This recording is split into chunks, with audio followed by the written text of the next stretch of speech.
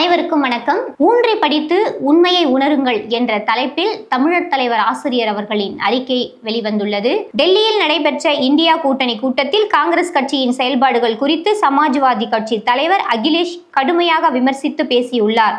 ஆட்சியாளர்களின் தூக்கத்தையும் மின்வெட்டு குலைத்துவிடும் என்ற தலைப்பில் இன்றைய விடுதலையின் தலையங்கம் இடம்பெற்றுள்ளது. மத்திய பிரதேசத்தில் பரபரப்பு. காங்கிரஸ் கட்சி வேட்பாளர் மீனாட்சி நடராஜன் வேட்புமனு நிராகரித்ததால் பாஜக சதி என காங்கிரஸ் குற்றச்சாட்டியுள்ளது. 100 நாள் வேலை திட்டம் இனி விபி ராம்ஜி திட்டமாக மாறும்.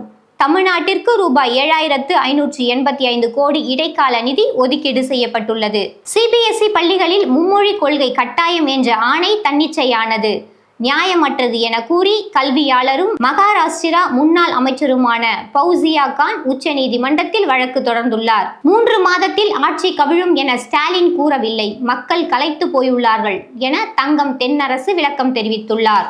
லாஸ் ஏஞ்சல்ஸ் மேயர் தேர்தலில் தமிழ் பெண்ணுக்கு 2வது இடம்.